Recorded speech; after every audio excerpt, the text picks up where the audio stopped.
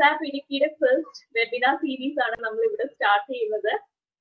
District collector ആയിരുന്നു നമ്മുടെ session inaugurate ചെയ്തിട്ട്, പക്ഷെ അദ്ദേഹത്തിന്റെ ഔദ്യോഗികമായി ചില തിരക്ക് കാരണവും പിന്നെ ഇടുക്കിയിലെ സാഹചര്യം കാരണം അദ്ദേഹത്തിന് ഈ സെഷൻ ഇനാഗുറേറ്റ് ചെയ്യാൻ പറ്റുന്നില്ല.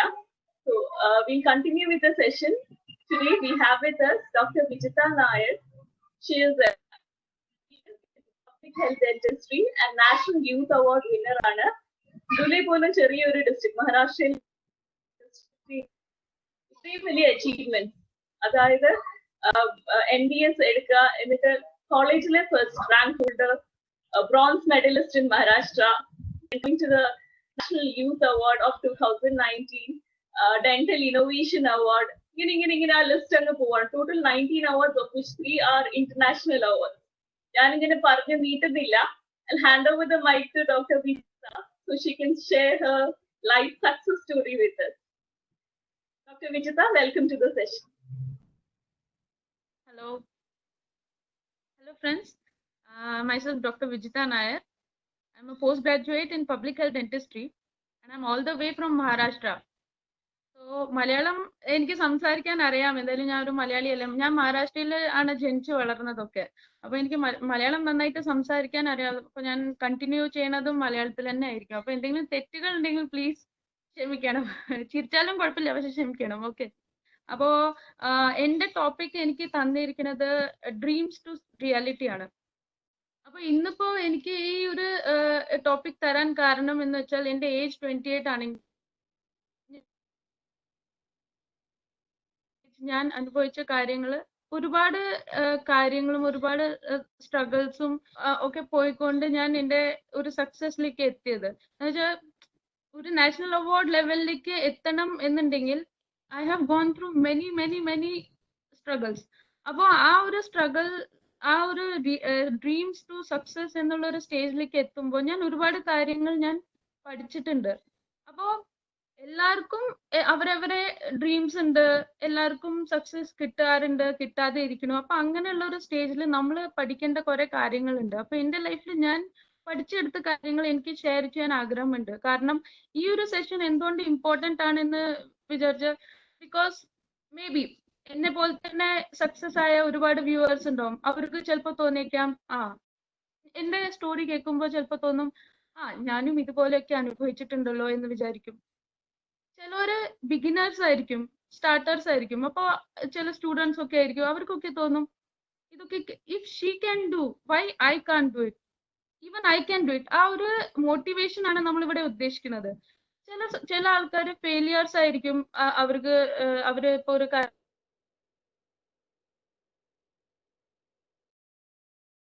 അത് കാരണം അവർ പിന്മാറി ഉണ്ടാവും. അപ്പൊ ചിലപ്പോൾ ഈ ഒരു വീഡിയോ കണ്ടു കഴിഞ്ഞാൽ അവർക്ക് തോന്നും ഒരു മോട്ടിവേഷൻ കിട്ടിയിട്ട് അവർ ചിലപ്പോൾ അത് സ്റ്റാർട്ട് ചെയ്തു എന്ന് വരും. അപ്പൊ അതുകൊണ്ടാണ് ഇങ്ങനെ ഈ ഒരു ലോക്ക്ഡൌൺ സമയത്ത് ഒരുപാട് ആൾക്കാർ അവരവരെ പണി ചിലപ്പോൾ സ്റ്റോപ്പ് ചെയ്തിട്ടുണ്ടാവും.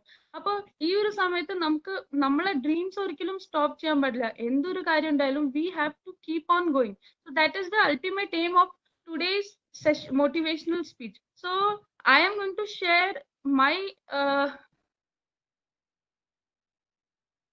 to share my experiences and what I have learned from my life. So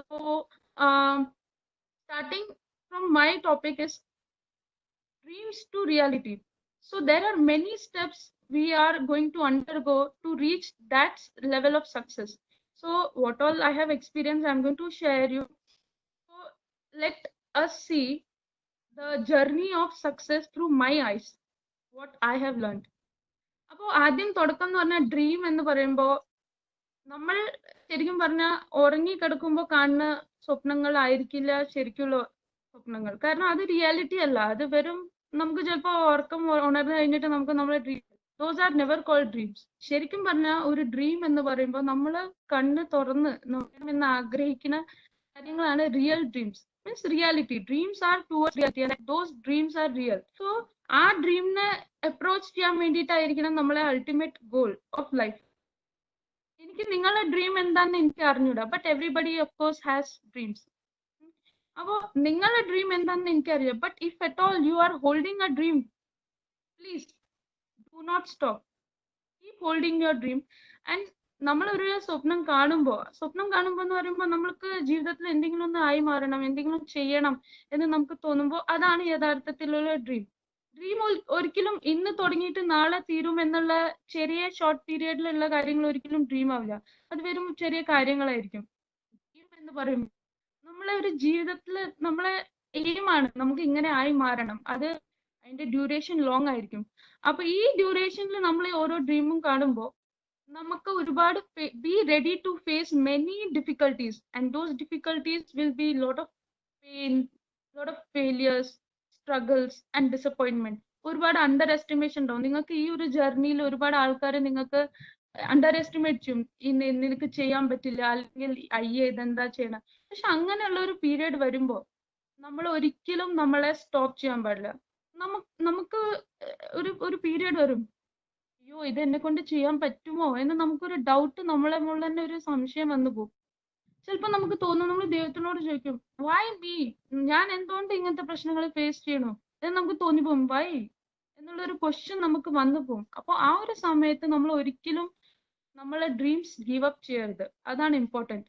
എന്ത് തന്നെ വന്നാലും ഫേസ് ചെയ്യാൻ, ഒരു വാരിയർ ആയിട്ട് ഫേസ് ചെയ്യാനുള്ള ഒരു തയ്യാറെടുപ്പാവണം നമ്മൾ എപ്പോഴും ഒരു ഡ്രീം കാണുമ്പോൾ. നമ്മളെ ഡ്രീംസ് ഉണ്ടാക്കുന്നത് നമ്മൾ തന്നെയാണ്. നമ്മൾ ഡ്രീംസ് നമ്മൾ തന്നെ ആവണം. അത് സ്റ്റാർട്ട് ചെയ്യണതും അത് എൻഡ് ചെയ്യാനുള്ള റൈറ്റ്സ് ആ ഡ്രീംസിന് ഉള്ളത് നമുക്ക് മാത്രമേ ഉള്ളൂ.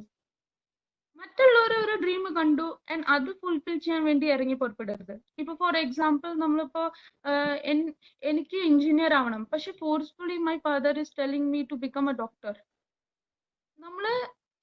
നമ്മളിപ്പോ പൈസ ഉണ്ട്, അവര് ഫോഴ്സ്ഫുള്ളി നമ്മളെ ഡോക്ടർ ആക്കണം എന്ന് വിചാരിച്ചിട്ട് നമ്മൾ ചിലപ്പോൾ ആ കോഴ്സ് ജോയിൻ ചെയ്തു, ഒരു ഇൻട്രസ്റ്റും ഇല്ലാതെ.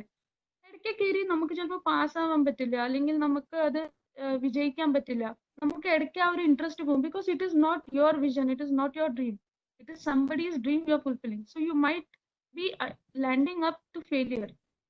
So chase your own dreams, make your own dreams. നമുക്കിപ്പോ അവളെ പോലെ ആവണം,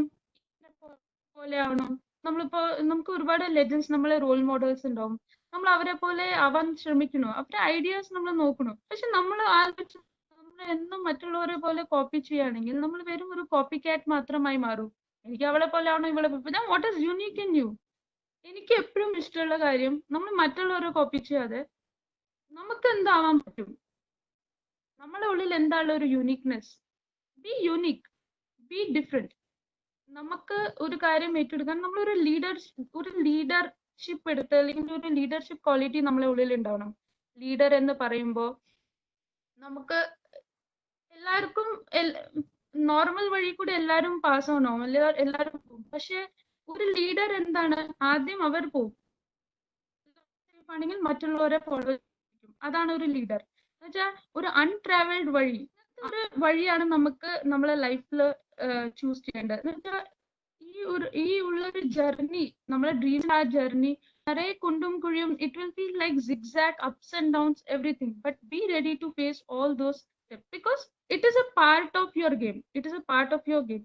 So be unique, don't copy others just because you like them or you want to become like them. Don't be like them, be something different, be yourself, focus on yourself. എന്നുവെച്ചാൽ നമ്മള് ഒരു call മൈനിൽ ഒരു diamond പോലെ ആവണം. നമ്മളൊരു diamond ആവണം എന്ന് പറയുമ്പോൾ ശരിക്കും പറഞ്ഞാൽ ഡയമണ്ട് എക്സാമ്പിൾ വളരെ ബ്യൂട്ടിഫുൾ ആണ്. നമ്മൾ ഒരു ഡയമണ്ടിനെ എത്ര കട്ട് ചെയ്യണോ, എത്ര ഷേപ്പ് കൊടുക്കണോ, ആ ഡയമണ്ട് അത്രയും ഷൈൻ ആവും, ആ ഡയമണ്ട് അത്രയും വാല്യൂ അതിന്റെ കൂടുതലാവും. സെയിം ലൈക്ക് ദാറ്റ്, എത്ര സ്ട്രഗിളും എത്ര ഫെയിലിയേഴ്സും എത്ര പ്രശ്നങ്ങൾ നിങ്ങളെ ലൈഫിൽ വരുന്നു, അത്രയും നിങ്ങൾ സ്ട്രോങ് ആയി മാറുകയാണ് ചെയ്യണത്. അപ്പോ നമുക്ക് ഡയമണ്ട് ആണ് ആവേണ്ടത്, നമുക്കൊരു usual stone alla avandadu. So we all have to target to become a diamond and become something different than the world, so that people will recognize you from your work. So നമുക്ക് നമ്മളെ capabilities എന്താണെന്ന് ആദ്യം മനസ്സിലാക്കണം. So first കാര്യം ഞാനിപ്പോൾ പറഞ്ഞത് dreams ആണ്. അപ്പൊ ഈ ഡ്രീംസ് നമ്മൾ സെറ്റ് ചെയ്യുമ്പോൾ 3 Ds ആണ് important for successful life. 3 D ഞാൻ പഠിച്ച 3 Ds. And those 3 Ds are desire, dedication and determination. Desire എന്ന് പറയുമ്പോൾ നമുക്ക് ഇപ്പം നമ്മളെ മൈൻഡ് സെറ്റിൽ നമ്മൾ ഒരു കാര്യം ഉറപ്പിച്ചു, പാഷനറ്റ്, നമുക്കൊരു കാര്യത്തിൽ പാഷൻ തോന്നണം, നമുക്കൊരു കാര്യം, നമ്മളൊരു വിഷൻ, നമ്മളൊരു ഗോൾ ക്രിയേറ്റ് ചെയ്യണം, നമുക്ക് ഇങ്ങനെ ചെയ്യണം എന്നുള്ളൊരു ഡ്രീം നമ്മൾ ആദ്യം ക്രിയേറ്റ് ചെയ്യണം. അതിനാ ഡിസയർ എന്ന് പറയാം. ആ ഗോൾ നമ്മൾ ക്രിയേറ്റ് ചെയ്ത് കഴിഞ്ഞിട്ട് നമ്മൾ ഡെഡിക്കേറ്റഡ്, എത്ര ഡെഡിക്കേറ്റഡ് നമ്മൾ അതിന്റെ മുകളിൽ ടൈം സ്പെൻഡ് ചെയ്യണു, നമ്മൾ എത്ര ടൈം ആ കാര്യത്തിന് കൊടുക്കണം, എത്ര ആത്മാർത്ഥതയോടെ നമ്മൾ ആ കാര്യം ചെയ്യണു, അതാണ് ഡെഡിക്കേഷൻ. എന്ത് തന്നെ വന്നാലും നമ്മൾ അതിലോട് സ്റ്റിക്ക് ആയി നിൽക്കുന്നതാണ് dedication. And then determination means you have to be stay focused to your goals, stay focused to what you have desired, what you want in your life. So you have to be very adamant and firm on your decision what you have taken. നമുക്ക് പശ്ചാത്താപിക്കാൻ പാടില്ല, അയ്യോ ഞാൻ ഇത് എന്തുകൊണ്ട് ചെയ്ത കാര്യങ്ങൾ നിങ്ങൾ അതുപോലെ തന്നെ നിൽക്കുക. Success will come, it will come to your way. Just you have to start and end it. In between you don't have to stop. That is the main thing.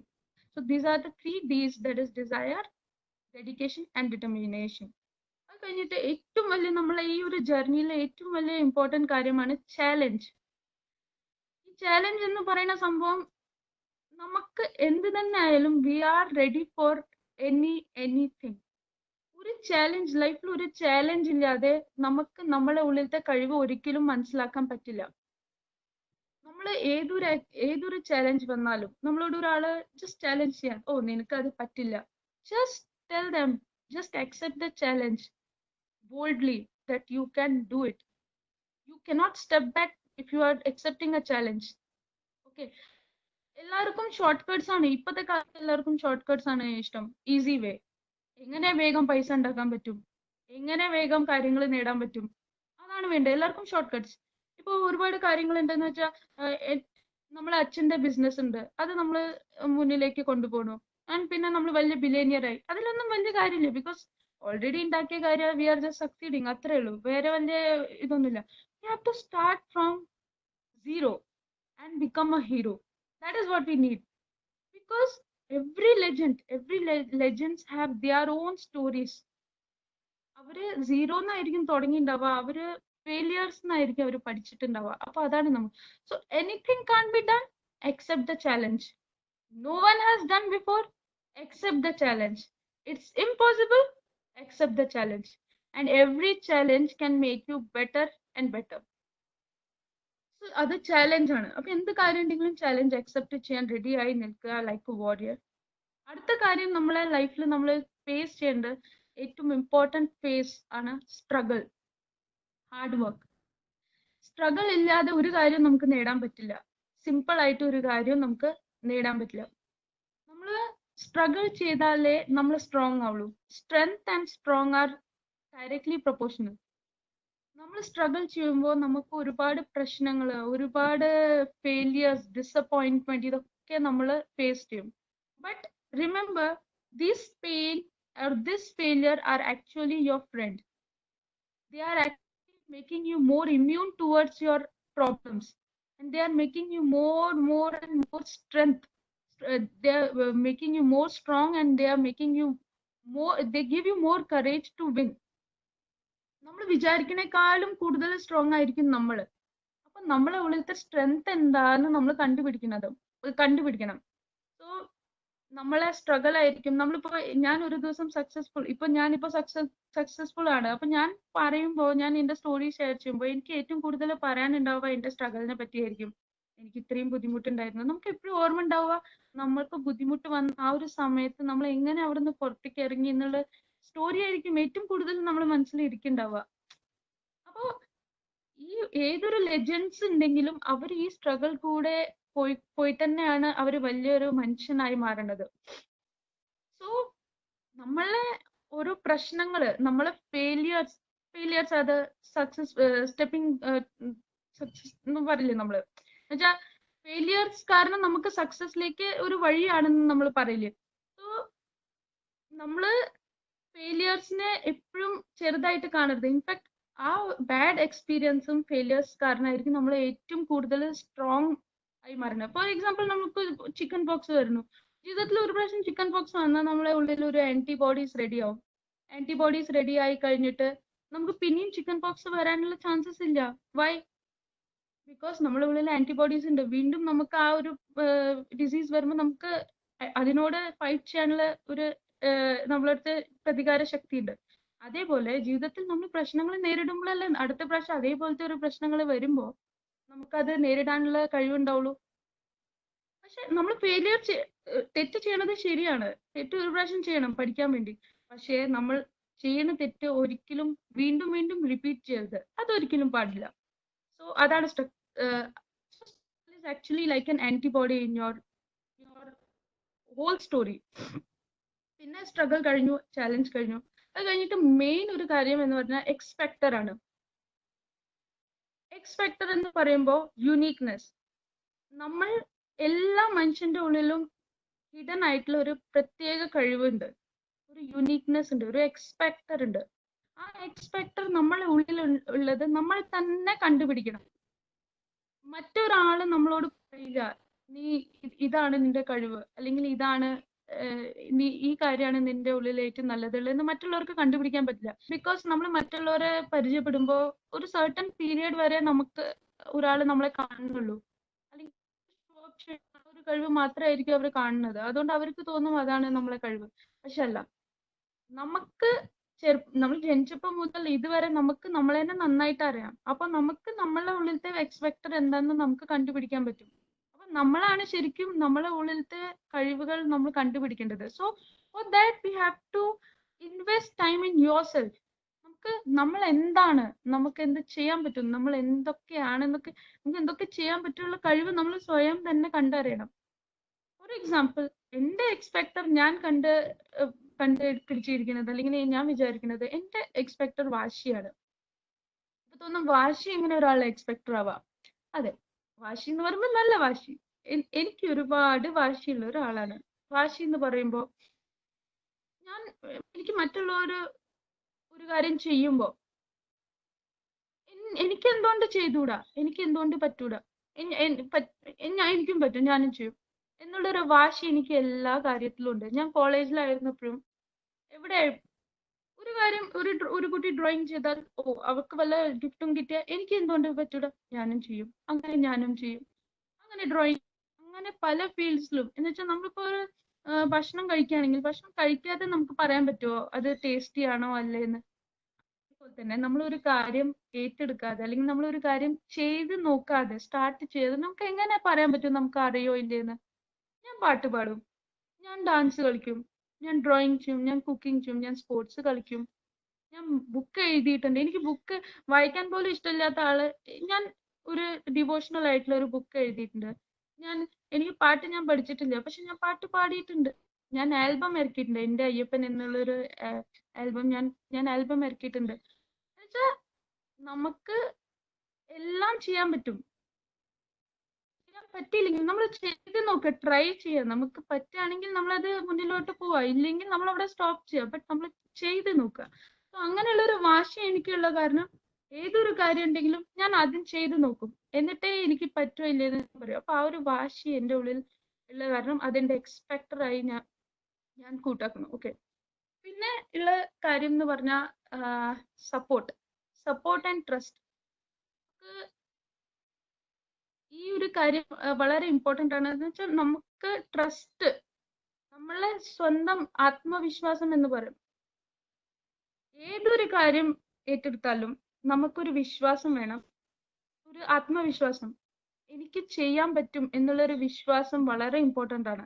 നമുക്ക് നമ്മളോട് തന്നെ ഒരു വിശ്വാസം പോയാൽ പിന്നെ നമുക്ക് ഒന്നും ചെയ്യാൻ പറ്റില്ല. എൻ്റെ ഒരു ലൈഫിൽ നോക്കുകയാണെങ്കിൽ എൻ്റെ ലൈഫ് എന്ന് പറഞ്ഞാൽ ഞാൻ BDS ചെയ്തു. BDS ഞാനൊരു ആവറേജ് സ്റ്റുഡന്റ് ആയിരുന്നു. ഫസ്റ്റോ അങ്ങനെയൊന്നും വന്നിട്ടില്ല. എനിക്ക് പാസ്സായാൽ മതി, അത്രേ ഉള്ളൂ. എനിക്ക് വലിയ ഇതൊന്നും ഉണ്ടായില്ല. ഒരു 100 കുട്ടികളിൽ ഞാൻ പാസ്സാവുന്നു, എനിക്ക് അത്യാവശ്യം നല്ല മാർക്സ് കിട്ടണം, ഫസ്റ്റ് വരണം എന്നുള്ള ഒരു ചിന്തയൊന്നും എനിക്ക് ഉണ്ടായിരുന്നില്ല. അത് കഴിഞ്ഞു, it was my dream to become a doctor. ഞാൻ ആയി BDS ബട്ട് അത്രേ ഉണ്ടായിരുന്നുള്ളൂ, വലിയ ടാർഗറ്റ് ഒന്നും ഉണ്ടായിരുന്നില്ല. അത് കഴിഞ്ഞു, BDS കഴിഞ്ഞിട്ട് ഞാൻ MDS വന്നു. MDS വന്നപ്പോ എനിക്ക് ശരിക്കും പറഞ്ഞാൽ MDS ചെയ്യുമെന്നൊന്നും ഞാൻ വിചാരിച്ചിരുന്നില്ല. BDS കഴിഞ്ഞിട്ട് ഞാൻ വിചാരിച്ചിരുന്നു കല്യാണം കഴിഞ്ഞിട്ട് MDS ചെയ്താൽ മതി എന്നായിരുന്നു. ഇനിയും അച്ഛനമ്മയുടെ മുകളിൽ ലോഡ് ആവണ്ടെന്ന് വിചാരിച്ചിരുന്നു.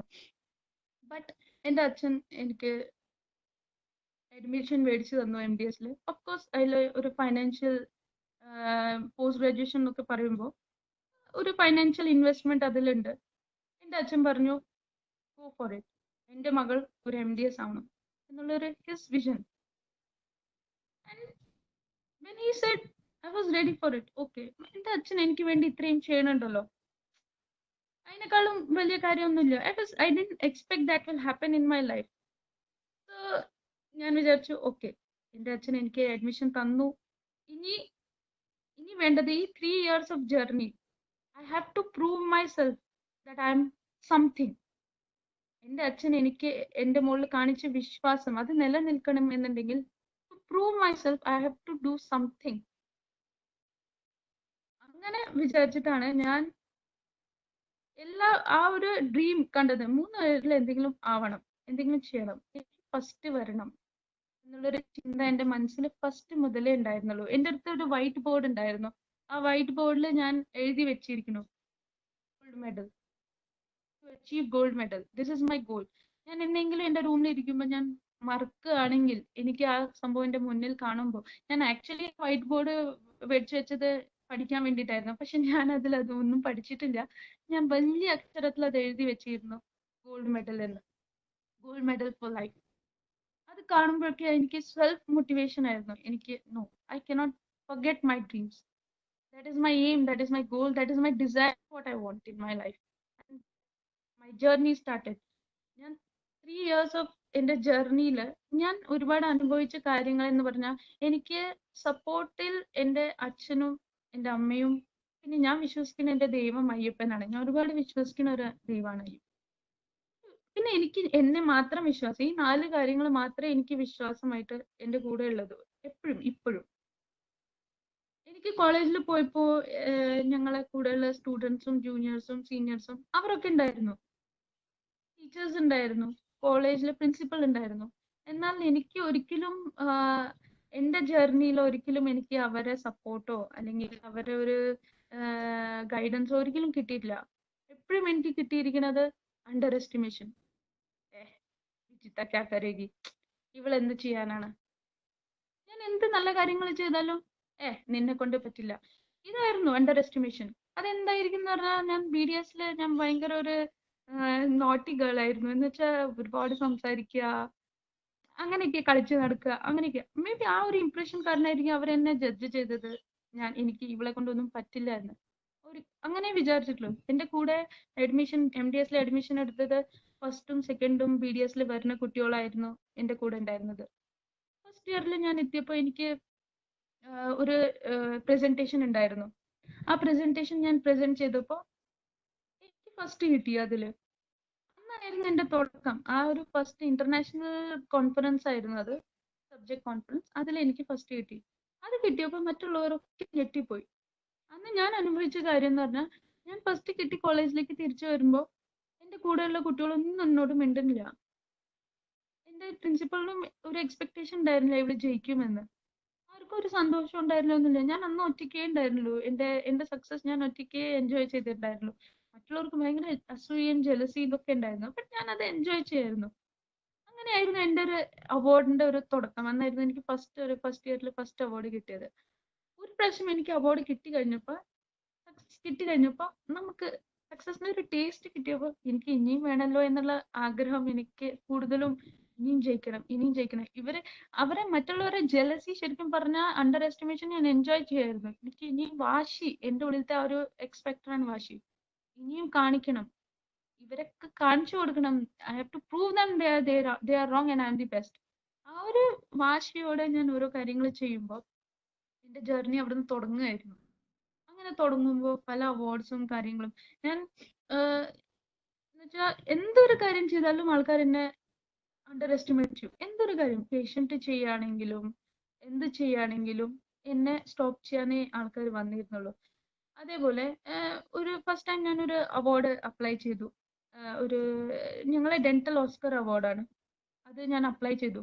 അത് അപ്ലൈ ചെയ്യുമ്പോൾ ഞാൻ പ്രിൻസിപ്പലിന്റെ അടുത്ത് സൈൻ എടുക്കാൻ പോയതായിരുന്നു. സൈൻ മേടിക്കാൻ, സാർ സൈൻ തരുമോ? സാർ പറഞ്ഞു, അയ്യേ ഇതിനൊന്നും അപ്ലൈ ചെയ്യണ്ട, ഇതിന് നീയൊക്കെ ഒരു സ്റ്റുഡന്റ് ആണ്, അവിടെയൊക്കെ വലിയ വലിയ ഡോക്ടേഴ്സ് ആണ് ഉണ്ടാവുക, ഒരു റെക്കമെൻഡേഷൻ ഒന്നും ഇല്ലാതെ ജയിക്കാൻ പറ്റില്ല, നീ അത് അപ്ലൈ ചെയ്യേണ്ട ആവശ്യമില്ല എന്ന് പറഞ്ഞു. ഞാൻ പറഞ്ഞു സർ കുഴപ്പമില്ല, എനിക്ക് അപ്ലൈ ചെയ്യണം, എനിക്ക് ഒരു പുതിയ എക്സ്പീരിയൻസ് വേണം, അതുകൊണ്ട് ഞാൻ അപ്ലൈ ചെയ്യും, ജയിച്ചില്ലാലും വേണ്ടിയില്ല സർ. ഞാൻ അയാള് ഒരു മനസ്സില്ലാതെ സൈൻ തന്നു. ഞാൻ ആ ഒരു അവാർഡ് ഫംഗ്ഷന് പോയി.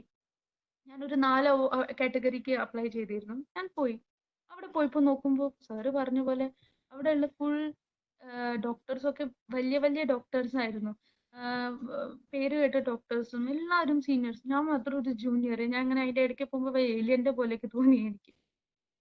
അവിടെ പോയപ്പോ ഞാൻ എന്റെ അച്ഛനോട് പറഞ്ഞു, പപ്പ ഇത് ഫസ്റ്റ് അവാർഡായിരുന്നു ഞാൻ പോണത്, ഇങ്ങനെ ഒരു അറ്റൻഡ് ചെയ്യണത്. ഞാൻ പപ്പയോട് പറഞ്ഞു, പപ്പ വലിയ പ്രതീക്ഷയൊന്നും വേണ്ട, നമ്മൾ ജസ്റ്റ് ഈ ഒരു ആംബിയൻസ്, ഇവിടുത്തെ ഒരു എൻവയറമെന്റ് എൻജോയ് ചെയ്യാൻ വന്നു എന്ന് വിചാരിച്ചാൽ മതി, വലിയൊരു ഡോക്ടേഴ്സിന്റെ ഇടയിൽ നമ്മൾ വന്നു എന്ന് വിചാരിച്ചാൽ മതി എന്ന് പറഞ്ഞു. ആയിക്കോട്ടെ. ഞാൻ അവാർഡ് ഫംഗ്ഷനിൽ പോയി അറ്റൻഡ് ചെയ്തു, പിന്നിൽ ബാക്ക് സൈഡിൽ ഇരുന്നു. അപ്പൊ എന്റെ കാറ്റഗറി അനൗൺസ് ചെയ്യുമ്പോൾ 3 കാറ്റഗറിയിൽ ഞാൻ നോമിനേറ്റഡ് ആയിരുന്നു. രണ്ട് കാറ്റഗറിയിൽ മീൻസ് കിട്ടിയില്ല. 3ാമത്തെ കാറ്റഗറി അവർ അനൗൺസ് ചെയ്തപ്പോഴേക്കും എന്റെ ഉള്ളിലത്തെ ആ ഒരു കോൺഫിഡൻസ് പോയി. ഞാൻ വിചാരിച്ചു എനിക്കൊന്നും കിട്ടില്ല, പോട്ടെ കുഴപ്പമില്ല എന്ന് വിചാരിച്ച് ഞാൻ. പക്ഷെ ആ ഒരു അവാർഡ് ഫംഗ്ഷനിൽ ആ ഫുൾ കാറ്റഗറിയിൽ ഒരു കാറ്റഗറി മാത്രമേ ഉള്ളൂ, ഒരു മെമ്മോറിയൽ അവാർഡ് ആയിരുന്നു. അത് ഇൻവെൻഷന്റെ മെമ്മോറിയൽ അവാർഡ് ആയിരുന്നു. അപ്പൊ അതിന് ക്യാഷ് പ്രൈസ് ആ ഒരു ഒറ്റ കാറ്റഗറിക്ക് മാത്രമേ ഉണ്ടായിരുന്നു. 10,000 ക്യാഷ് പ്രൈസ് ഉണ്ടായിരുന്നു. ബാക്കിയൊക്കെ വെറും ട്രോഫി മാത്രമായിരുന്നു. അപ്പൊ അതിനായിരുന്നു ലാസ്റ്റ് ഒരു കാറ്റഗറി ബാക്കി ഉണ്ടായിരുന്നത്. അപ്പൊ അവര് അനൗൺസ് ചെയ്യുമ്പോൾ ഈ ഒരു അവാർഡ് അനൗൺസ് ചെയ്യുമ്പോൾ അവര് 3rd, 2nd അങ്ങനെയാണ് തുടങ്ങിയത്. 3rd പ്രൈസ്, 2nd പ്രൈസ്, പിന്നെ ഫസ്റ്റ്. അപ്പൊ ആദ്യത്തെ 2 അവാർഡ് അവര് പറഞ്ഞു കഴിഞ്ഞു. അപ്പൊ ഞാൻ ശ്രദ്ധിച്ചില്ല ഫസ്റ്റ് ആണോ സെക്കൻഡ് ആണോ എന്ന് പറയണത് ഞാൻ ശ്രദ്ധിച്ചില്ല. ഞാൻ വിചാരിച്ചു അതും പോയി എന്ന് ഞാൻ വിചാരിച്ചു. പക്ഷെ അവര് അനൗൺസ് ചെയ്തു, എന്റെ പേര് പറഞ്ഞു. അപ്പൊ ഞാൻ ശ്രദ്ധിച്ചില്ല. അപ്പൊ അപ്പുറത്തുള്ള ഡോക്ടേഴ്സ് പറയുന്നു, നീ ഡോക്ടർ വിജിത നായരല്ലേ, പോ നീ വിന്നറാണ്, നിന്നെ വിളിച്ചിരിക്കണമെന്ന്. അപ്പൊ എനിക്ക് ആകെ അന്തം വിട്ടു. അയ്യോ ശരിക്കും എനിക്ക് ജയിച്ചോ? അപ്പൊ ഞാൻ അത്രയും ഡോക്ടേഴ്സിന്റെ ഇടയിൽ കൂടി നടന്നിങ്ങനെ പോകുമ്പോ എല്ലാവരും നമ്മളെ നോക്കണത്, കാരണം മറ്റുള്ളവർക്ക് അവാർഡ് കിട്ടിയിട്ടുണ്ട്, പക്ഷെ അവർക്ക് ക്യാഷ് പ്രൈസ് ഇല്ല. അപ്പൊ അവര് നമ്മളെ നോക്കണത് വലിയ ഇൻവെന്റർ ആണല്ലോ ഈ പോടത് എന്ന ഒരു രീതിയിലാണ് അവര് നമ്മളെ നോക്കണം. നമുക്ക് ഉണ്ടാവുന്ന ഒരു ഫീലിംഗ് ഉണ്ടല്ലോ, നമ്മളെ അച്ഛനമ്മ അവിടെ ഇരിക്കുന്ന അവര് കാണും, അവർക്ക് ഉണ്ടാകുന്ന ഒരു സന്തോഷം. അപ്പൊ ഞാൻ സ്റ്റേജിൽ പോകുമ്പോ, ഞാൻ അത് മേടിക്കുമ്പോ, എന്റെ കയ്യിൽ മൈക്ക് തരുമ്പോ ഞാൻ എന്റെ അച്ഛനമ്മയോട് താങ്ക് യു എന്ന് അവിടെ നിന്ന് പറയുമ്പോൾ എനിക്കുള്ള കിട്ടുന്ന സന്തോഷം, അതൊക്കെ കൊച്ചു നമ്മളെ ഡ്രീം, നമ്മളെ സക്സസ്, അത് സക്സസ് അല്ല, അത് സക്സസിലെ ഓരോരോ സ്റ്റെപ്സ് ആണ്, നമുക്ക് കിട്ടുന്ന ഓരോ ബോണസ് ആണ്. ആ ബോണസ് കിട്ടിയെന്ന് വിചാരിച്ച് നമ്മൾ അവിടെ സ്റ്റോപ്പ് ചെയ്യാൻ പാടില്ല. നമ്മൾ ഇനിയും ക്രേവിങ് ആവണം, ഇനിയും നമുക്ക് സക്സസ് വേണം, ഇനിയും സക്സസ്, അങ്ങനെ നമുക്ക് മെല്ലെ മെല്ലെ കയറി വലിയൊരു സ്ഥാനത്ത് എത്താൻ പറ്റും. അന്ന് എനിക്ക് ആ അവാർഡ്, അന്ന് സ്റ്റേജിലാണല്ലോ അത് അനൗൺസ് ചെയ്തത്. അപ്പോൾ അത് കിട്ടിയപ്പോൾ ഞാൻ കോളേജിൽ വന്നപ്പോൾ ഞാൻ കോളേജിൽ വന്ന് എന്റെ സാറിനോട് പറഞ്ഞു, സാർ ഞാൻ ജയിച്ചു. അപ്പൊ സാറ് പറഞ്ഞ കാര്യം നിങ്ങൾക്ക് ഓർമ്മ ഉണ്ടല്ലോ, സാറ് പറഞ്ഞു അതിന് അപ്ലൈ ചെയ്യേണ്ട ആവശ്യമൊന്നുമില്ല എന്ന് പറഞ്ഞു, അതിനൊന്നും ജയിക്കൊന്നുമില്ല, റെക്കമെൻഡേഷൻ ഒന്നുമില്ല എന്നൊക്കെ പറഞ്ഞു. പക്ഷെ ഞാൻ ഈ അവാർഡ് സാറിനെ കാണിച്ചപ്പോൾ സാറിന് അത് ഉൾക്കൊള്ളാൻ പറ്റിയില്ല. അപ്പൊ അവർ പറഞ്ഞു, ഞാൻ കാരണമാണ് കിട്ടിയത്, ഞാൻ പറഞ്ഞിരുന്നു. ആ ഉള്ളൊരു ജലസി, അല്ലെങ്കിൽ ആ ഒരു അണ്ടർ എസ്റ്റിമേഷൻ, അല്ലെങ്കിൽ നമ്മൾ ജയിക്കുമ്പോൾ മറ്റുള്ളവർക്ക് ഉണ്ടാവുന്ന ഒരു ഫീലിംഗ്, അത് നമുക്ക് ശരിക്കും എൻജോയ് ചെയ്യാൻ പറ്റും. ഇനിയും നമ്മളെ കൂടെയുള്ള കുട്ടികൾക്കൊന്നും നമ്മളെ പിടിക്കണില്ല, നമ്മളെ അങ്ങ് മാറ്റി നിർത്തിയിരിക്കുക. ആ മാറ്റി നിർത്തുന്ന ആ പരിപാടിക്ക് ഒരിക്കലും നമ്മള് വിഷമിക്കാൻ പാടില്ല.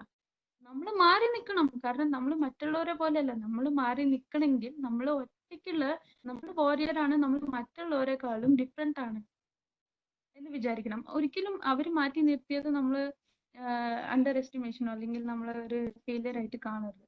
എന്റെ ലൈഫിലെ അങ്ങനത്തെ ഒരു ഇതായിരുന്നു. ഞാൻ ഇൻവെൻഷൻ എന്ന് പറയണ്ട, ഇൻവെൻഷനെ പറ്റി ഞാൻ പറയുന്നുണ്ട്. ഞാൻ ഇൻവെൻഷൻ ചെയ്തു എന്ന് പറഞ്ഞാൽ എനിക്ക് ഈ സോഷ്യൽ സർവീസ് ഒരുപാട് ഇഷ്ടമായിരുന്നു. ഞാൻ MDS ചൂസ് ചെയ്ത സബ്ജക്ട് എന്ന് പറഞ്ഞാൽ പബ്ലിക് ഹെൽത്ത് ഡെന്റിസ്ട്രി ആണ്. പല സബ്ജക്ട്സും ഉണ്ടായിരുന്നു, പക്ഷെ ഞാൻ ചൂസ് ചെയ്തത് ഇതായിരുന്നു.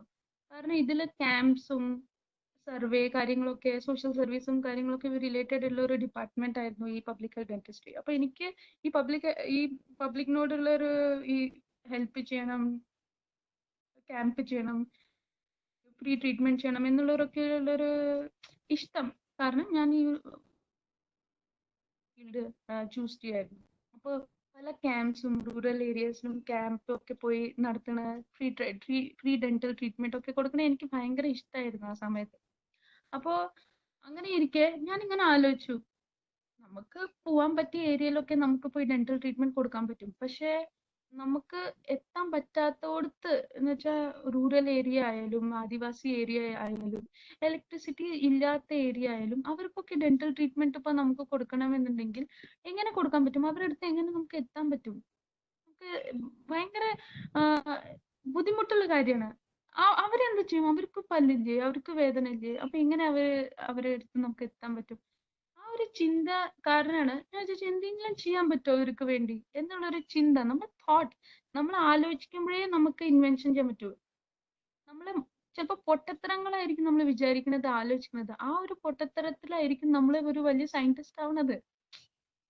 നമുക്ക് പല സയന്റിസ്റ്റ്മാരെ എക്സാമ്പിൾസ് ഉണ്ട്, അതിപ്പോ പറയേണ്ട ആവശ്യമില്ല. അപ്പൊ അതേപോലെ എന്റെ ഈ ഒരു പർട്ടിക്കുലർ തോട്ടാണ് എനിക്ക് ഒരു ഇൻവെൻഷൻ ചെയ്യാനായിട്ടുള്ള എനിക്ക് ഒരു പോയിന്റ് ഉണ്ടായത്. അപ്പൊ ഞാൻ അങ്ങനെ ആലോചിച്ചപ്പോ ഞാൻ വിചാരിച്ചു നമുക്ക് human energy human power generation ചെയ്തിട്ട് നമുക്ക് അതുകൊണ്ട് ആ എനർജി കൊണ്ട് നമുക്ക് ഡെന്റൽ ട്രീറ്റ്മെന്റ് കൊടുക്കാൻ പറ്റുമോ എന്നായിരുന്നു എന്റെ ചിന്ത. അപ്പൊ ഞാൻ കുറെ ഇരുന്ന് ആലോചിച്ചു. അപ്പൊ ഈ എനർജി ജനറേഷൻ വിത്ത് സൈക്കിൾ അത് ഓൾറെഡി ഉള്ളതാണല്ലോ. അപ്പൊ ആ ഒരു പർട്ടിക്കുലർ എനർജി അത്രയ്ക്കും ഉണ്ടാവുമോ നമുക്ക് ഡെന്റൽ ട്രീറ്റ്മെന്റ് കൊടുക്കാനായിട്ട് എന്നുള്ളൊരു ചിന്തയായിരുന്നു. അങ്ങനെ ആലോചിച്ച് ഞാൻ എന്റെ പപ്പയോട് ഞാൻ ഇത് ഡിസ്കസ് ചെയ്തു. എനിക്ക് ഡിസ്കസ് ചെയ്യാൻ വേറെ ആരുമില്ല. ഞാൻ ഈ ഒരു കാര്യം ഞാൻ ഇപ്പൊ കോളേജിൽ പോയി ഒരു സാറിനോട് പറയുകയാണെങ്കിൽ അവർ ചിരിക്കും, വട്ടാണോ, അല്ലെങ്കിൽ നീ പഠിക്ക് എന്നൊക്കെ പറയും. അപ്പൊ എനിക്ക് അവരെ വിശ്വാസമില്ല. എനിക്ക് വിശ്വാസമുള്ള എന്നെ, എന്റെ പപ്പേനെ ഒക്കെയുള്ളൂ. ഞാൻ എന്റെ പപ്പയോട് പറഞ്ഞു. എന്റെ പപ്പ ഭയങ്കര ഒരു ബ്രില്യൻറ്റ് സംഭവമാണ്. എന്ന് വെച്ചാൽ ടെക്നിക്കൽ ആയാലും മെക്കാനിക്കൽ ആയാലും ഭയങ്കര പപ്പയോട് ഡിസ്കസ് ചെയ്തു. പപ്പ ഇങ്ങനെ ഒരു ഐഡിയ ഉണ്ട്, ഇങ്ങനെയൊക്കെ ചെയ്യാൻ പറ്റുമോ? പപ്പ പറഞ്ഞു നമുക്ക് ട്രൈ ചെയ്ത് നോക്കാം. പപ്പയുടെ ആണല്ലോ മോള്. അപ്പൊ പപ്പയെ അങ്ങനെ വിട്ടു കൊടുക്കുന്ന ടൈപ്പ് അല്ല. അപ്പൊ പപ്പ പറഞ്ഞു ട്രൈ ചെയ്യാം. അപ്പൊ ശരി. അപ്പൊ വീട്ടിലിരിക്കുന്ന നമ്മളെ എക്സസൈസ് സൈക്കിൾ ഉണ്ടല്ലോ, എക്സസൈസ് ബൈക്ക്, അത് വീട്ടിലിരിപ്പുണ്ടായിരുന്നു. അപ്പൊ നമുക്ക് ഇതില് പ്രയോഗിച്ച് നോക്കാം എന്ന്.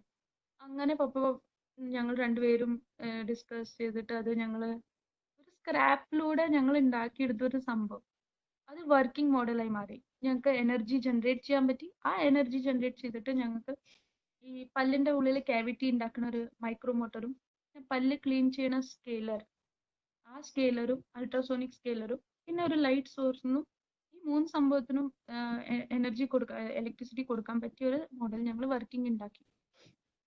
അതിന് ഞാൻ പേരിട്ടത് മാനുവലി പവർഡ് ഡെന്റൽ യൂണിറ്റ് എന്നാണ്. അതുണ്ടാക്കി ഞാൻ റെഡി ആയി കഴിഞ്ഞിട്ടാണ് ഞാൻ കോളേജിൽ പറഞ്ഞു ഞാൻ ഇങ്ങനെ ഒരു സംഭവം ഉണ്ടാക്കിയിട്ടുണ്ടെന്ന്. അപ്പൊ സാറ് പറഞ്ഞു എന്താ ഉണ്ടാക്കിയിരിക്കുന്നത് ഒന്ന് കൊണ്ടുപോകാന്ന് പറഞ്ഞു. ആ ശരി. അപ്പൊ ഞാൻ വലിയ വണ്ടിയൊക്കെ ആയിട്ട് കോളേജിൽ പോയി ഇറക്കിയ സാധനം. ഞാൻ അത് ഇറക്കിയ ശേഷം കുട്ടികളും സ്റ്റുഡൻസും എല്ലാരും കണ്ടു. കണ്ടു കഴിഞ്ഞിട്ട് അവർ പറഞ്ഞു അയ്യേ ഇതെന്താ ഉണ്ടാക്കിയിരിക്കണേ. എല്ലാരും ഭയങ്കര ചിരിയായിരുന്നു, പുച്ഛം പോലെ.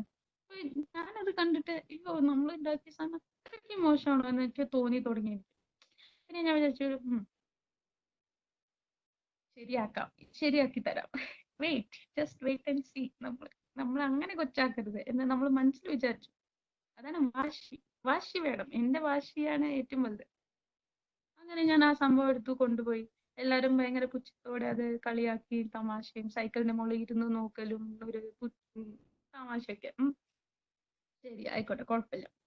എന്നിട്ട് ഞാൻ ഡിസ്ട്രിക്ട് കോൺഫറൻസും സ്റ്റേറ്റ് കോൺഫറൻസും നാഷണൽ സബ്ജക്ട് കോൺഫറൻസും ഒക്കെ ഉണ്ടായിരുന്നപ്പോൾ ഞാൻ അവിടെ എൻ്റെ ഈ ഒരു ഇൻവെൻഷനെ ഞാൻ പ്രസന്റ് ചെയ്തു. എല്ലായിടത്തും പ്രസന്റ് ചെയ്ത് കഴിഞ്ഞിട്ട് ഞാൻ വിചാരിച്ചു ഞാൻ ജയിക്കും എന്നുള്ള ഒരു വിശ്വാസം എനിക്കുണ്ടായിരുന്നു. പക്ഷേ ഡിസ്ട്രിക്ട് ലെവലിലും പൊട്ടി, സ്റ്റേറ്റ് ലെവലിലും ഒന്നും കിട്ടിയില്ല, നാഷണൽ ലെവലിലും ഒന്നും കിട്ടിയില്ല. പറയുമ്പോൾ നമ്മളെ സബ്ജക്ട് കോൺഫറൻസ് ആയിട്ട് പോലും കിട്ടിയില്ല. അപ്പൊ ഞാൻ വിചാരിച്ചു അപ്പൊ പിന്നെ എനിക്കൊരു ഫെയിലിയർ എന്റെ മനസ്സിൽ. ഞാൻ ഉണ്ടാക്കിയത് അത്ര മോശമായി പോയോ, അത്ര നല്ലതല്ലേ, എന്ത് സംഭവം. എന്നാലും വേണ്ടിയില്ല, ഇവര് ഇങ്ങനെ എന്നെ താഴ്ത്തി, എന്നെ ഇത്രയും താഴ്ത്താൻ പറ്റില്ല. ചെറിയൊരു ടൈം കൺസ്ട്രെയിന്റ് ഉണ്ട്. കുറച്ച് ക്വസ്റ്റ്യൻസ് ഒക്കെ വന്നിട്ടുണ്ട്. ഇന്നോവേഷനെ പറ്റി പെട്ടെന്ന് ഒന്ന്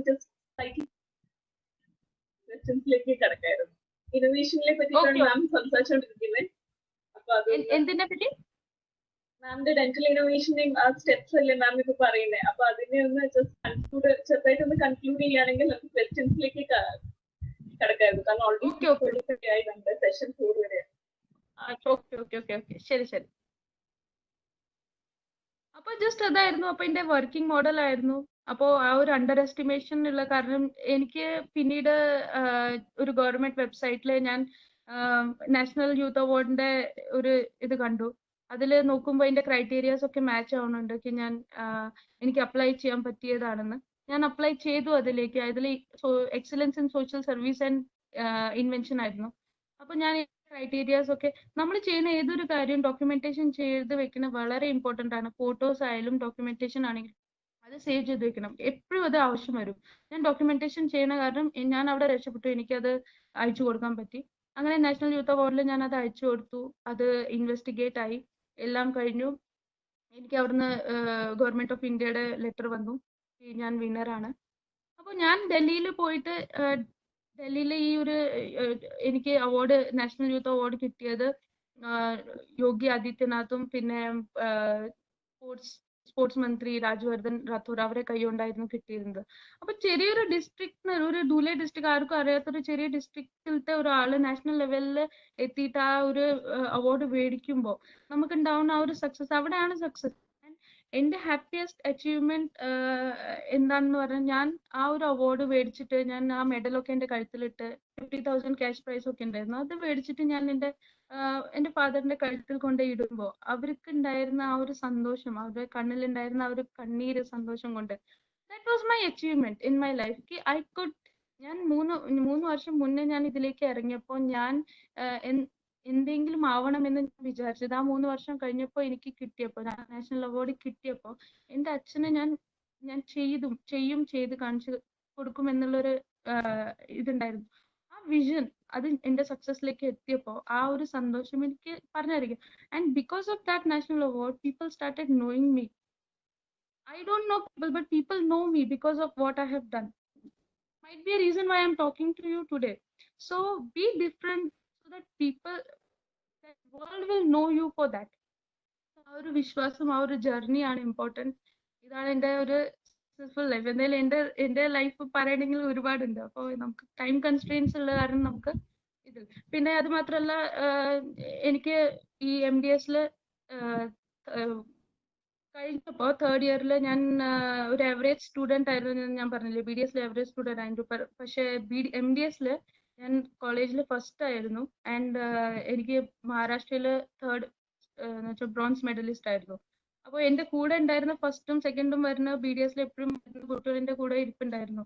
അപ്പോൾ ആ ഒരു കോൺവൊക്കേഷൻ സെഷനിൽ ഫുൾ എല്ലാവരും ഇരിക്കുമ്പോൾ ഗോൾഡ് മെഡലിസ്റ്റും ബ്രോൺസ് മെഡലിസ്റ്റും ഡോക്ടർ വിജിത നായർ എണീക്കു എന്ന് പറയുമ്പോൾ നമ്മൾ ആ ഒരു ഏരിയയിൽ എണീച്ച് നിൽക്കുമ്പോൾ, നമ്മൾ അടുത്ത് നിൽക്കുന്ന ഫസ്റ്റ് വരുന്ന കുട്ടി നമ്മൾ നോക്കുമ്പോൾ how things have transform from average to a best student.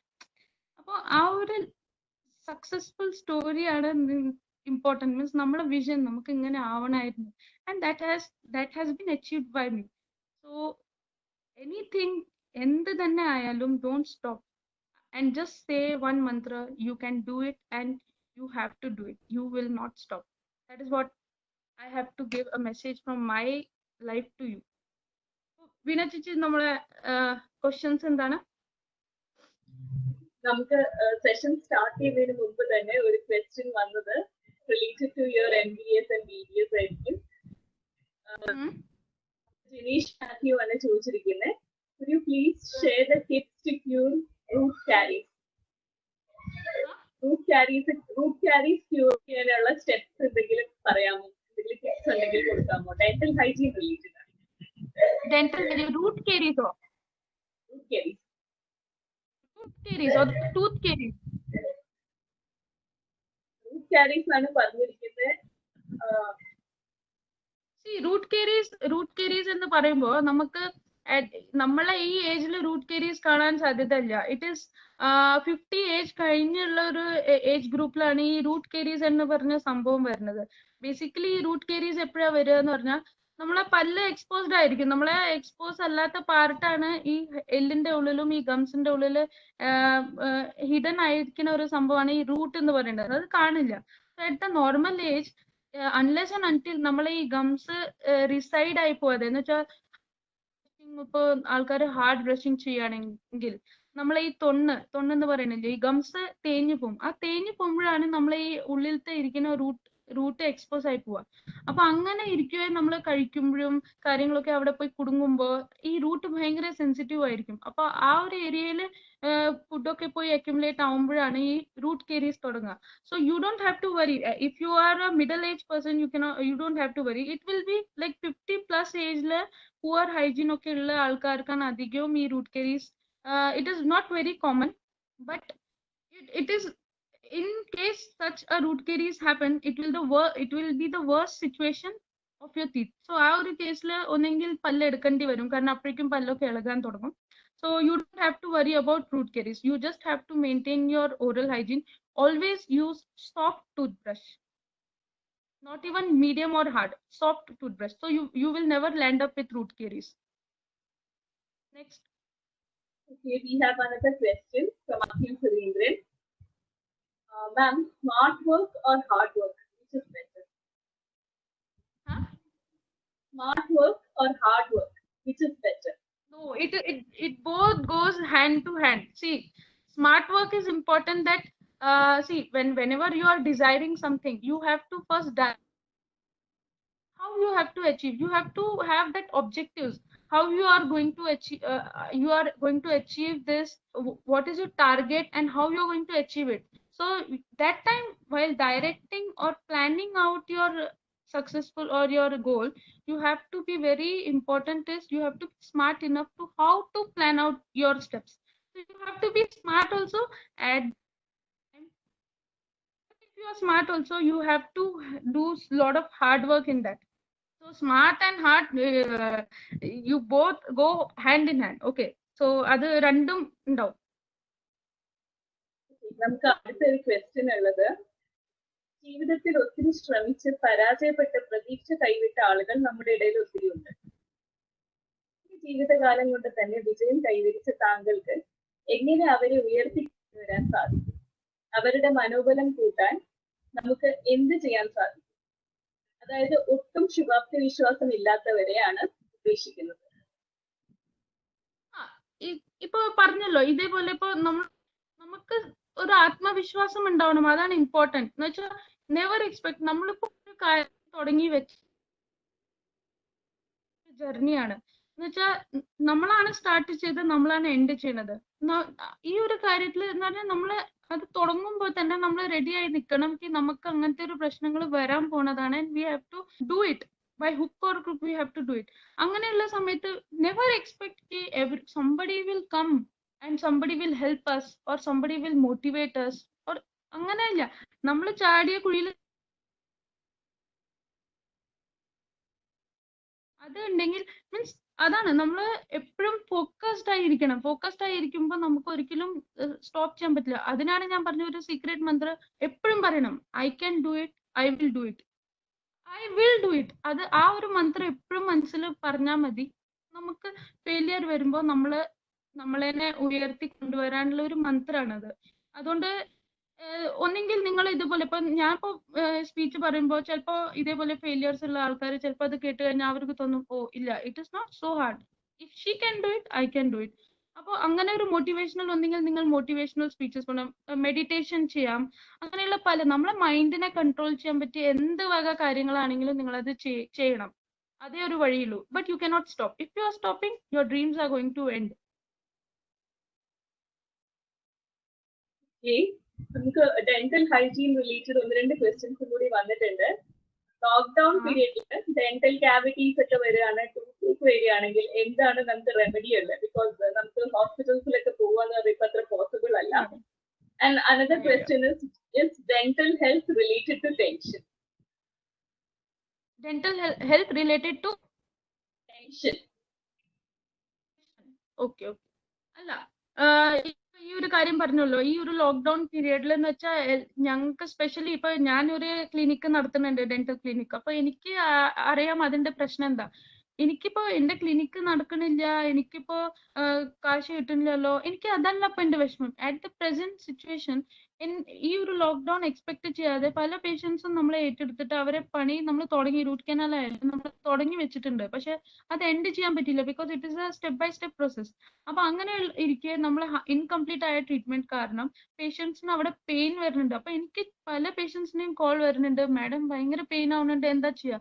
ഈ ഒരു സിറ്റുവേഷനിൽ ഈ സ്പെഷ്യലി കൊറോണ ഈ മൗത്തും ഇതിലൊക്കെ സ്പ്രെഡ് ആവുന്ന കാരണം ഞങ്ങൾക്ക് ചെക്ക് ചെയ്യാൻ പോലും പറ്റാത്തൊരു അവസ്ഥയാണ്. ഞങ്ങൾ ഇൻസ്ട്രുമെന്റ് കൊണ്ട് കൈ വയലിടാൻ പറ്റാത്തൊരു അവസ്ഥയാണ്. അപ്പൊ സ്ട്രിക്ട്ലി ഞങ്ങൾക്ക് അലൗഡ് അല്ല.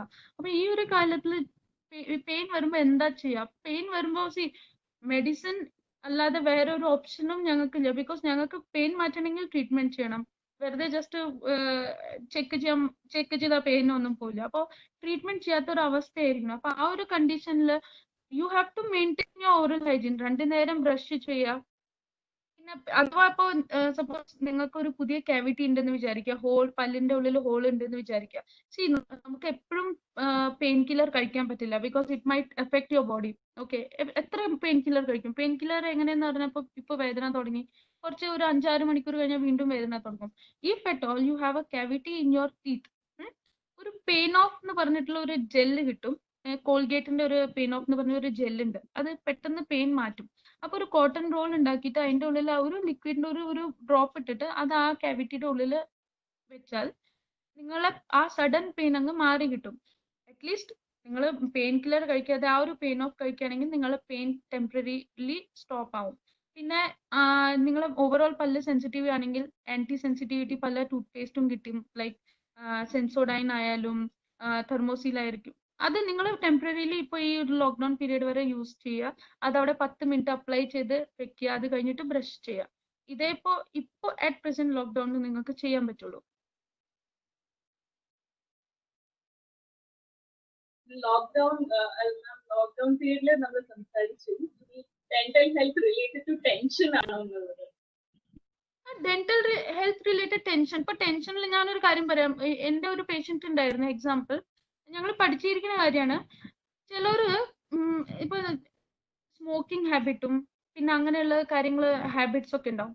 അപ്പോൾ ടെൻഷൻ ആൾക്കാർക്ക് ടെൻഷൻ കൂടുതലുള്ള സമയത്ത് ഒരുപാട് അങ്ങ് സ്മോക്ക് ചെയ്യുക, ഒരുപാട് അങ്ങ് തമ്പാക്കു കഴിക്കുക, ടൊബാക്കോ കഴിക്കുക. അപ്പൊ ഈ ഹാബിറ്റ്സ് ഒക്കെ കൂടുതലും കൂടുന്ന ഒരു സ്ട്രെസ് ലെവൽ കൂടുമ്പോഴാണ് ആൾക്കാർ ഇതൊക്കെ ഹാബിറ്റ്സ് ഡെവലപ്പ് ചെയ്യുക. അപ്പോൾ ഒബ്വിയസ്ലി നിങ്ങൾ ഇങ്ങനെയുള്ള കാര്യങ്ങൾ ടൊബാക്കോ ഒക്കെ കഴിച്ചു കഴിഞ്ഞാൽ നിങ്ങളെ പല്ലിനെ അത് എഫക്ട് ചെയ്യും, നിങ്ങളെ ഗംസിനെ എഫക്ട് ചെയ്യും, അത് തേഞ്ഞു പോവും. It is not a reversible condition. So you are going to land up with many dental sensitivity problems and also, and in future you're going to end up with maybe cancer or such related problems. So you have to stop that. Apart from this, in stress, ഇപ്പോ ചിലര് ഇങ്ങനെയുള്ള habit കാരണം ചിലപ്പോൾ brown Staines ഉള്ള കാരണം ചിലർ ഭയങ്കര ഉറക്കനെ brush ചെയ്യും, ഒരുപാട് അങ്ങ് പ്രസ് ചെയ്തിട്ട് കുറെ നേരം. You have to brush your teeth only for 2 minutes, and that too with a very soft brush. But because of stress, something they might be thinking while brushing, and they are just riding their brush on your teeth, and because of that they might land up with attrition of teeth. എന്നുവെച്ചാൽ നമ്മളെ ഈ hardest പാർട്ടാണ് enamel of the teeth. ആ enamel മുഴുവൻ തേഞ്ഞു പോയിട്ട് അവസാനം വെള്ളം കുടിക്കുമ്പോൾ ഒക്കെ നിങ്ങൾക്ക് സെൻസിറ്റിവിറ്റി ഉണ്ടാവും, അല്ലെങ്കിൽ ബ്ലീഡിങ് ഓഫ് ഗംസ് ഉണ്ടാവും. അപ്പൊ നിങ്ങൾക്ക് ഗംസിന്റെ പ്രശ്നം തുടങ്ങും. അപ്പോൾ ദയവ് ചെയ്ത് നിങ്ങൾ സ്ട്രെസ്സിലാണെങ്കിലും എന്താണെങ്കിലും നിങ്ങൾ യൂസ് ചെയ്യേണ്ട കാര്യം സോഫ്റ്റ് ആയ ബ്രഷും ആൻഡ് മെല്ലെയാണ് 2 മിനിറ്റ് മാത്രം ബ്രഷ് ചെയ്താൽ മതി. ആൻഡ് ബ്രഷ് ചെയ്യുമ്പോൾ ഉള്ളിലത്തെ ഭാഗത്തിലും ബ്രഷ് ചെയ്യേണ്ടത് വെരി ഇമ്പോർട്ടന്റ് ആണ്, പുറത്ത് മാത്രമല്ല. So with this we come to an end of our session. Endeങ്കിലും concluding remarks, or if you want to share something within a minute, you can do that. Okay. So the happiest moment which I told you about the national award, I would like to display it for you. So this is the time which got National Youth Award. This is a very well-known person right now, Yogi Adityanath, and this award I achieved in 2018. So So this was the happiest moment which this is being shared in your laptop, I guess. So if you could turn on the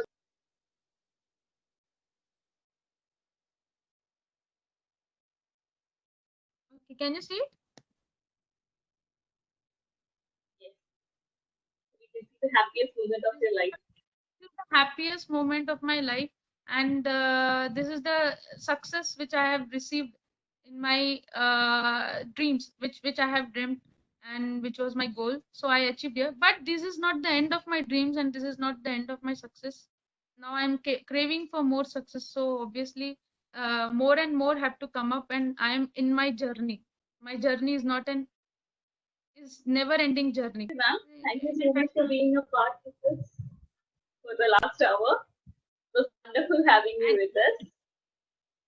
Yeah, and I would like to thank ASAP Idukki team, and especially Veena Chechi, you, because you have given me this chance of sharing my life or my experience and motivating few people in this lockdown period. So the only thing I want to tell you is, see, forget about money, forget about your economy, everything. ലൈഫിനെക്കാളും important വേറെ ഒന്നുമല്ല. We have to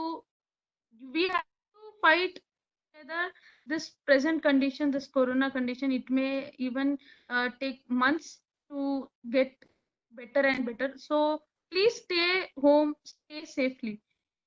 If you are locked down in your home, no corona can attack you. So please, it's my humble request as a doctor, please stay at your home and please take care of yourself as well as your family.